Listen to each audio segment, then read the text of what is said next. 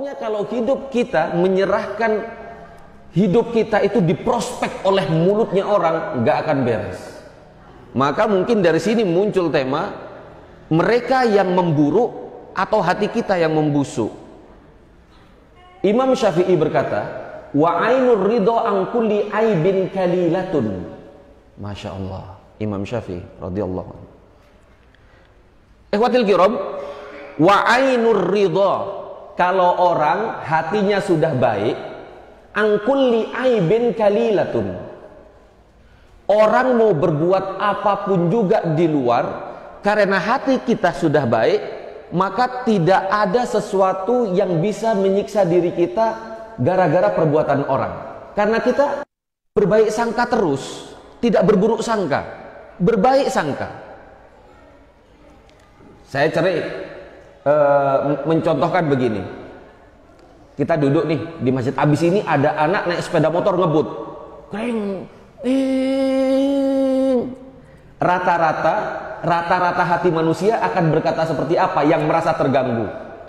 Anaknya siapa? Tidak tahu sopan santun. Ini subuh tidak sholat subuh, padahal kita tidak melihat dia tidak sholat.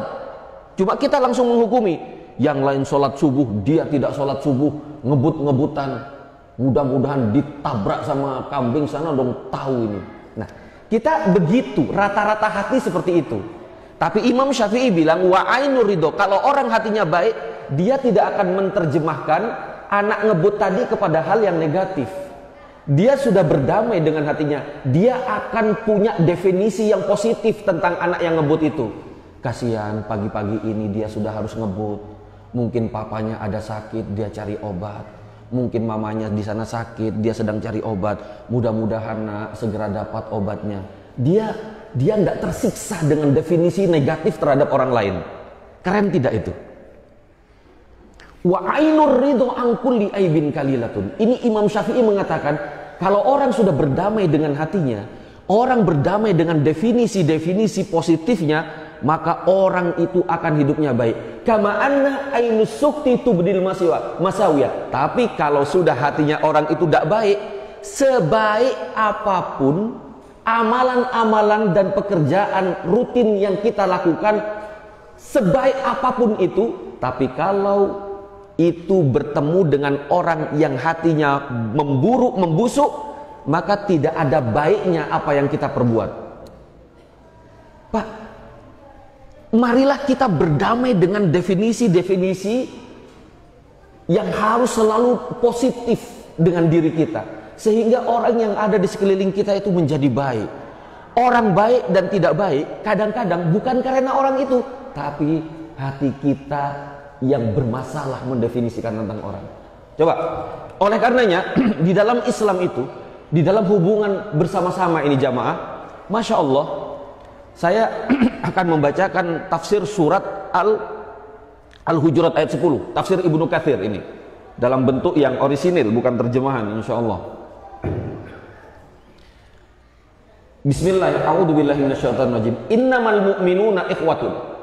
Ini ikatan di antara kita, supaya bagaimana terasa hubungan antara orang Islam dengan antara satu dengan yang lain, itu dia bisa indah ketika kita mampu meletakkan orang-orang yang ada di sekeliling kita itu dengan definisi yang baik dengan hati kita. Tentu Pak, maka tidak akan ada masalah suami istri, tidak akan ada masalah seorang suami dengan mertuanya, seorang istri dengan mertuanya, tidak akan ada masalah. Kenapa? Semuanya telah mendefinisikan sesuatu yang baik. Masya Allah.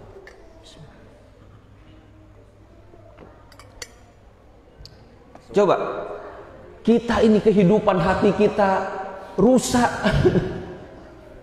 Kita selalu menghukumi orang dengan hal-hal yang negatif. Kita miskin memuji saudara kita, miskin berbaik sangka kepada orang lain. Padahal kalau orang kaya untuk berbaik sangka, hidupnya enak, hidupnya nyaman. Nah, saya kembali lagi sebelum matahari menampakkan wajahnya. Yang duduk di dalam masjid ini adalah orang-orang yang duduk bukan hanya sekedar bertemu dan kenal wajah, tetapi ada ikatan imaniyah yang harus kita punya ilmu tentang kebersamaan kita ini jamaah.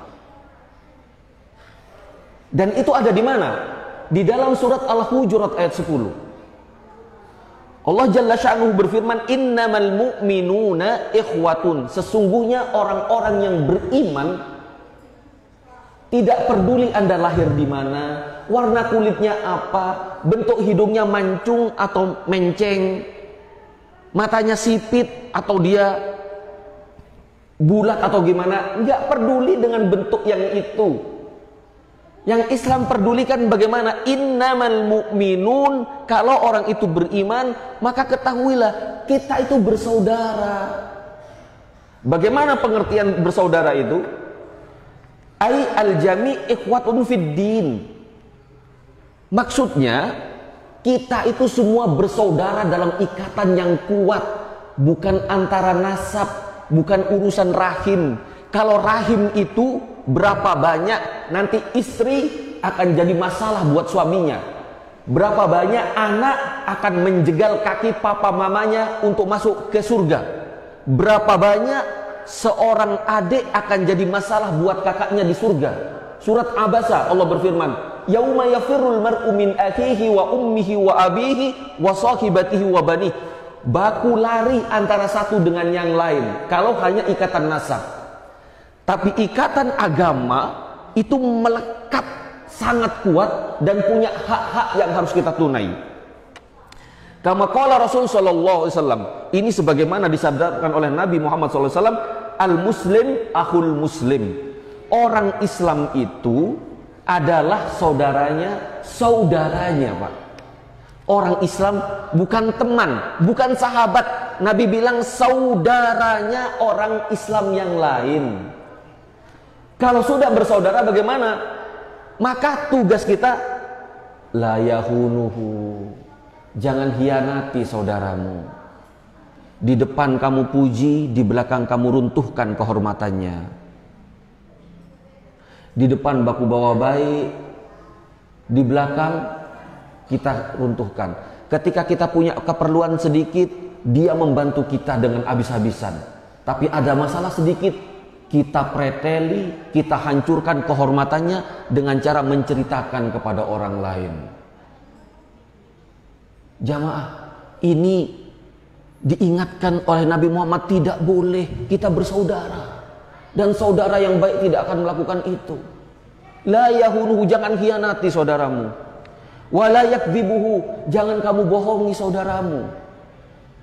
Yang urusan bisnis jangan dibohongi saudaranya. Yang urusan pinjam meminjam jangan dibohongi saudaranya. Jangan dibohongi saudaranya.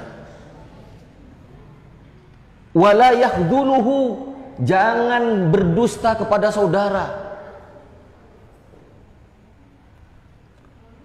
Kullul muslim alal muslim haram. Kita ini antara Islam yang Islam dengan lain itu haram. Haram apa? Kehormatan kita. Itu haram. Artinya kita harus saling jaga kehormatan. Tidak boleh kita bicara dengan yang satu kemudian menjelekkan yang lain. Lah, haram. Irduhu, itu kehormatannya dia. Ini kalau sudah datang habis ini, antara lain pinjam duit lagi. Pinjam, muka ini. Ya Allah. Itu kehormatan dia, itu aurat dia. Kalau kita tidak bisa membantu, maka dinginkan hatinya. Dan jangan dikotori kehormatannya, Masya Allah.